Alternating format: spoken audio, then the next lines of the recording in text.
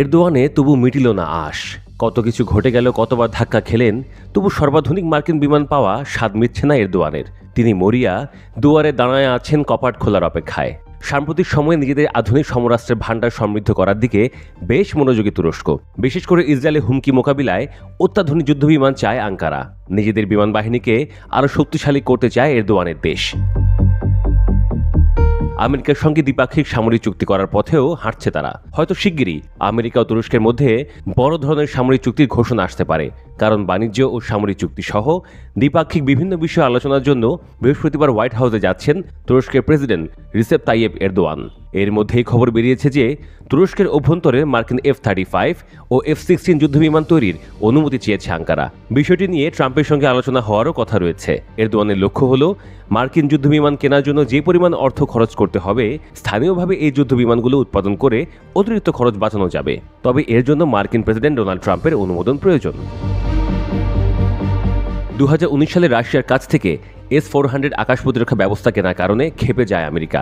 তুরস্কের কাছে F-35 যুদ্ধবিমান বিক্রির ওপর নিষেধাজ্ঞা দেয় ওয়াশিংটন। তবে গত বছরের জানুয়ারিতে সুইডেনকে নেটো সদস্য হিসেবে স্বীকৃতি দেয় তুরস্ক।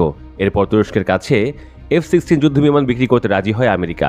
সেই থেকে আমেরিকা ও তুরস্কের মধ্যকার দূরত্ব অনেকটাই কমেছে। এরদোয়ানের এবারের আমেরিকা সফরে ট্রাম্প নিষেধাজ্ঞা তুলে নিলে আবারও মার্কিন যুদ্ধবিমান কেনার সুযোগ তৈরি হবে তুরস্কের। এই সমস্যার সমাধান হলে F-35 যুদ্ধবিমান কিনতে আর কোনো বাধা থাকবে না তুরস্কের। সেক্ষেত্রে F-35 যুদ্ধবিমান নিজেদের মাটিতে তৈরি করার কথাও তুলতে পারবে আঙ্কারা। জানা গেছে এই সফরে ট্রাম্পের কাছে 40টি F-35 এবং 40টি F-16 যুদ্ধবিমান কেনার জন্য অনুমোদন চাইবেন এরদোয়ান।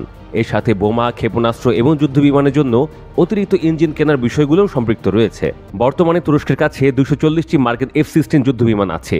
যুক্তরাষ্ট্রের বাইরে বিশ্বে এত পরিমাণ F-16 আর কারণেই। তুরস্ক চাইছে নতুন F-16 ও F-35 যুদ্ধবিমান কিনে তাদের বহরে থাকা পুরনো F-4 যুদ্ধবিমানগুলো অবসরে পাঠাতে। এর আগে তুরস্ক 79টি F-16 যুদ্ধবিমানের জন্য আমেরিকার কাছ থেকে আধুনিক যন্ত্রাংশ কেনার পরিকল্পনা করেছিল, যার জন্য $23 বিলিয়ন খরচ হতো। কিন্তু এখন তারা F-35 যুদ্ধবিমান কেনার দিকে বেশি মনোযোগ দিচ্ছে। এছাড়া যুদ্ধবিমানে ব্যবহৃত F-110 এবং F-404 ইঞ্জিনগুলো স্থানীয়ভাবে তৈরি করার অনুমতিও চাইছে তুরস্ক। এগুলো তুরস্ক নিজেদের কান যুদ্ধবিমান এবং হুরজেট প্রশিক্ষণ বিমানে লাগাবে।